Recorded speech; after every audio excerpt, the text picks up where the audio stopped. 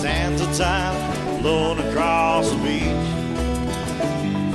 Sometimes it's lies they little out of reach.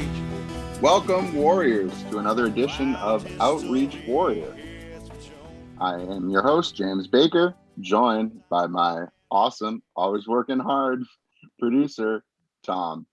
Today we have a very special show for you, a very special guest. He's actually my father-in-law. He's been my father-in-law for many, many years, and he has an huge background in the military. He's a seasoned veteran, and the definition of outreach is to extend or the length of reaching out. So I know we talk a lot about homelessness and we talk a lot about outreach locally, but it's also about helping your community in many other ways. Peter Burdett, my father-in-law, who is joining us today, has served his country for many, many years, and he continues to serve his country. Peter was a Navy pilot in the Navy. He has a huge resume, but I'm going to let him get into that. And he currently serves on the civilian aid to the Secretary of the Army in New Hampshire. So I'm going to let my guest get into that. We're going to talk a little bit, and then we're going to also get into some issues about homeless veterans here in New Hampshire. And so, Mr. Burdett, Dad, yeah. Peter, welcome to the show. Well, welcome to the entire gang, and I hope we get a nice, great viewership from this cast of visuals. I do serve as the civilian aide to the Secretary of the United States Army. So you're wondering to yourself, okay, if he served in the Navy, why is he with the Army? Well, the Army is the only service that has civilian aides, and we act as a conduit between the states that we're residents in and the Secretary directly. So we have secretarial Washington appointments, and every state gets at least one. Now, the state of Florida has got like 5. So if you're from Florida and Central Florida, you do have a couple of civilian aides, the Secretary of the Army, right in your town. So if you're an Army veteran and you've got some issues, you want to be calling up Landy Dunham, Dunham. I've talked to him on a number of occasions when I visit the Orlando area. And he's a really nice guy and can reach out and solve the larger scale Army issues. So if there is an Army issue going on, he would be an individual to reach out to, because he communicates directly to the Pentagon and to the Secretary, as I do, from the state of New Hampshire. And of course, the Secretary gets to communicate with me, and I pass it along to my crew here in the state of New Hampshire. And I'm involved in a lot of veteran organizations here in the state of New Hampshire. But Landy's a pretty neat guy living in Orlando, and I don't think he'd have any issues at all with me giving you his cell number, because he wants to hear from veterans. He wants to hear from Army. He wants to hear from those that can make change and improve things for veterans across his area, Central Florida. His number is 703-975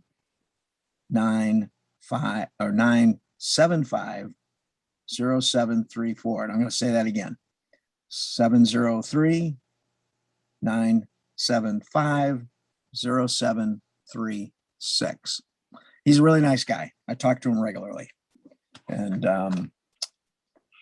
he can take care of things for you, and as I do in the state of New Hampshire. The state of New Hampshire is, everywhere we have veterans that are homeless, and it's not a singular problem just of veterans.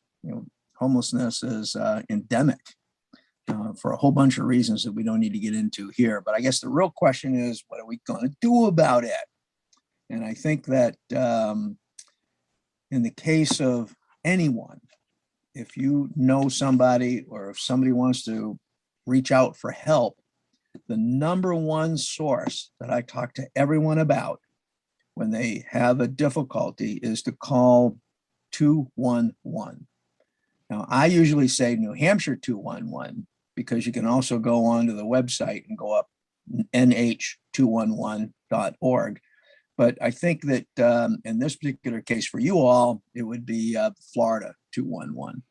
And given where you live and given your zip codes, and you should be able to tie straight into the social resources that you might need to get help for anyone that you're working with. I think that in the state of New Hampshire, how we work it up here, and I got involved in helping 211 work their issues in setting up what I call the Veterans Protocol. So if you called in New Hampshire, the 211, you're going to get a New Hampshire operator, and they're open 24 hours a day, 7 days a week. So call them and try them out if you want to find out more about it, and they'll talk to you about that. If you offer services for homeless, or if you offer services for veterans, call them up, talk to them about what you offer, and they'll put you into the list and then keep it updated. But if you call and identify yourself as a veteran, they should ask, but sometimes they don't. Identify yourself as a veteran. There's a whole nother page of the book that we turn up here in New Hampshire for veteran services, and they're plentiful.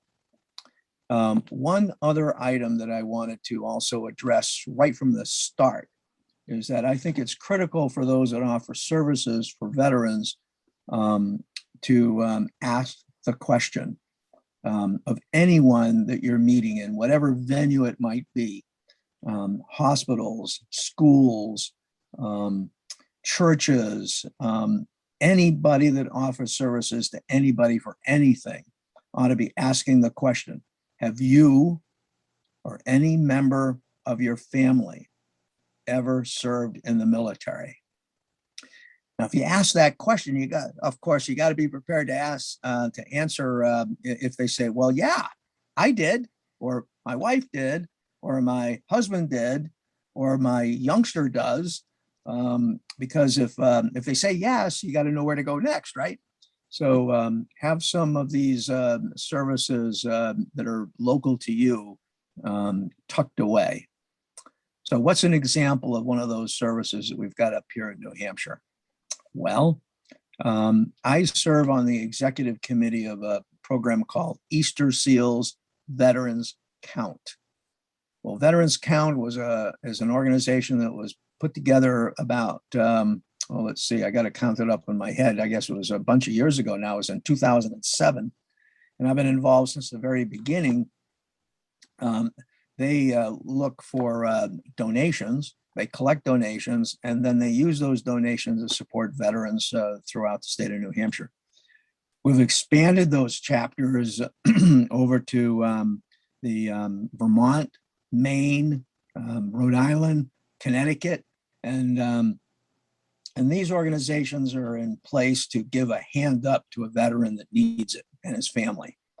And I'm talking about veterans from any era, any service. There's no pre-qualification. If other than if you were a veteran, you're going to get some help from Veterans Count. And as veterans don't normally present with issues in only one mode, this wouldn't just be modes of homelessness or possible future homelessness, but also if you were having trouble getting a job, if you needed help with your resumes, if you needed help with transportation to get to your job. This is where you could go to get some help and assistance to get that hand up financially or otherwise to get yourself into the groove toward assistance. And this also includes what we think is the most effective way of serving anyone, and that's to have a care coordinator at Easter Seals that helps in each individual case with the details of tracking that individual through the process of getting applications for whatever benefits that they may qualify for from whomever may be offering it. A lot of times it includes the VA, A lot of times it includes other veteran services or other veteran volunteer groups that might offer transitional housing or food, or in some cases we contract with oil companies to deliver oil in the middle of the winter, that kind of thing. We also have contracted in the past with people who want to give away an automobile. Well, we can give away an automobile, give them the tax deduction for it, and fix that automobile up, and then give it to the veteran so he can get to his jobs on time, which is really critical if you're going to keep a job. So anyway, those are some of the things that I've been doing up here in the state of New Hampshire that are primarily focused on reaching out to those that are homeless or near homelessness. And here in the state of New Hampshire, we have gotten a lot of communities to effective zero homelessness.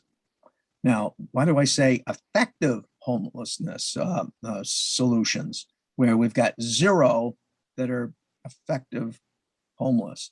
Well, because a lot of times some of these homeless veterans just don't want to come in at all. They want to stay where they are and stay without an address and stay, quote unquote, homeless and not attached to a roof. However, in our view, if you're homeless or soon to be homeless, the best way of getting your life back on track is to get the roof over your head and then get the other services you need to be able to sustain that.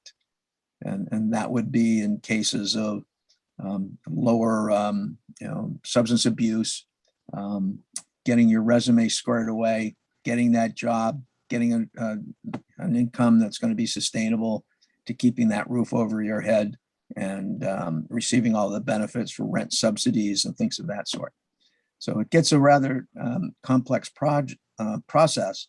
And that's why we use a care coordinator, because it's so complex in a lot of cases that a lot of people don't know how to run down that path and stay on it. So that's something that we've talked about quite a bit, and that's where we kind of use this podcast to promote awareness and where to go, because there's a lot of people facing homelessness or that are in homelessness right now that don't know where to go. And from my time working in the shelter and everything, and this is down in Orlando, there's so many programs that are there to help, but they just don't know. And like you call them care coordinators, we have caseworkers, like they're there, that's their job, and they do a great job. But then when we talk about the substance abuse as well, that kind of goes hand in hand with being homeless, and the drugs are out there and they fall into trafficking. But yes, get them out, like you were just saying, Peter. The first step is to get them into a house. Get them under a roof, and then go from there. So that's awesome. I would love for you to get into just your background, how you started in the military and what you did. Oh, sure. I was just merely walking through the student union when I was going to college back in 1970. Think about what was going on during that time frame. 1970, Vietnam was still on full blown activity. So here I am walking through the student union, and I get challenged by these two white uniformed naval officers. Hey, are you good enough to fly Navy aircraft?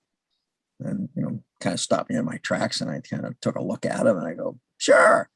And then they said, you want to prove it? And I said, what are you talking about? I said, well, yeah, take this. It was a form of the ASVAB for spiritual orientation and so forth. So I said, well, I can't take it right now. I got to go to a class. So I went to my class. I came back. They were still there, and they gave me the exam.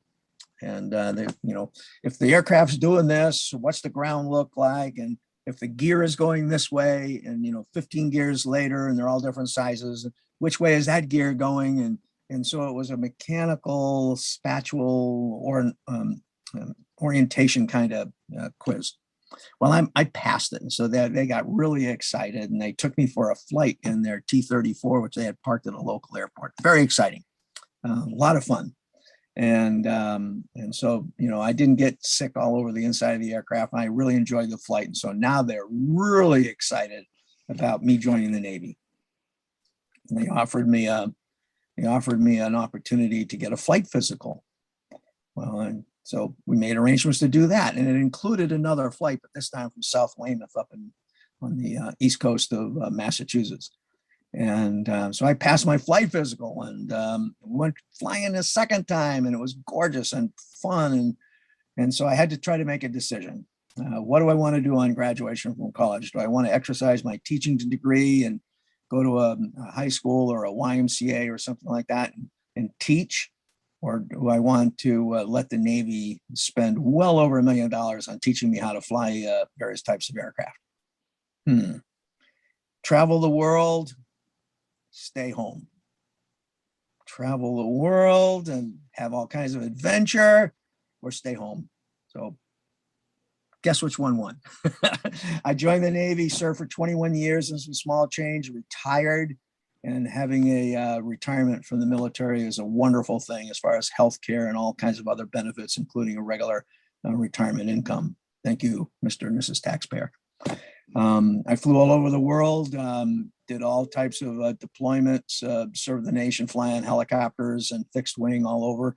I flew the H-53 helicopter, which is the largest free world helicopter at the time and still is. Now they've upgraded it to even bigger. But it was a 2-engined single rotor Sikorsky helicopter and a real suburban kind of flying type of vehicle, not really a sports car. But I was able to do a whole lot with it. I mean, we could drive 2 Jeeps up the tail end and carry them places, and very flexible platform for enjoying a lot of things as I went and flew it all over the place. Then after Desert Shield and Desert Storm, I went back to Meridian, Mississippi, running the airfield there, and retired after 21 something years. And I retired to the state of New Hampshire, my home state, and I've really enjoyed it up here. But being a restless kind of guy, I got involved in a lot of veteran organizations, the Military Officers Association. I talked about Veterans Count already. I've been part of a group called the State Veterans Advisory Committee, which the committee was put together with the idea that state government often doesn't know what to do about veterans. So this was put together way back in a zillion years ago now, and something in the early 2000s, so 2002, somewhere around there. And our task as the State Veterans Advisory Committee, and a lot of other areas can do these exact kind of things, was to give advice and guidance to the governor, the Executive Council, which is a strange New Hampshire thing, and both chambers of the New Hampshire General Court, our House and our Senate. And so if a bill comes up that sounds like it's a veteran bill, we scrutinize that bill to make sure that it's going to do well for veterans, and it's not something that's too weird or restrictive or going to cost veterans benefits. And we fix it. We advise those that are going to be voting on the bill as to whether or not it makes sense or not by going to hearings and providing written testimony. And if it's a bill, the State Veterans Advisory Committee, which consists of 20 veteran service organizations all gathered together to talk about veteran stuff, if it doesn't pass our muster, it won't pass. It just doesn't happen. It disappears. And a lot of bills that we like but aren't quite right, we help to rewrite them and to make some changes to, so that they'll be better suited within the state of New Hampshire. And if we like a bill, guess what? It passes. It's amazing. So well, it sounds like that you're politics. It sounds like you're keeping very busy up here in your retirement, and it's up here in New Hampshire. It's beautiful. You picked a great place to retire. Wintertime, it gets a little chilly, but yeah, that's why I go to Central Florida on occasion. Peter's got it. He knows what to do. Yeah, it's summertime. You can't beat it up here. Well, Peter, thank you so much for joining us today, and we would love to have you back. I know there's tons of stories you have from the military and about your service. But we are running out of time. Again, thank you for joining us, Peter. It's great to have you. Hope you enjoyed it, and hopefully we can have you back for a part 2.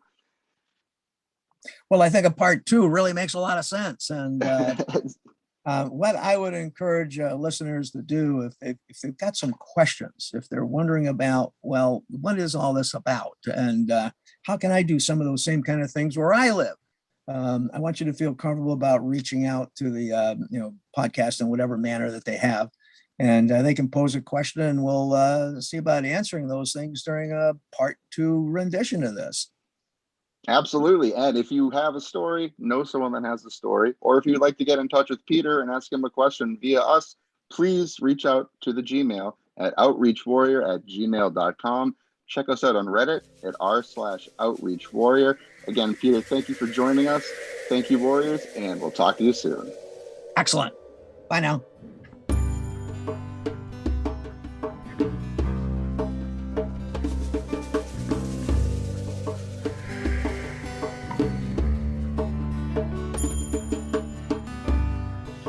Living here for centuries,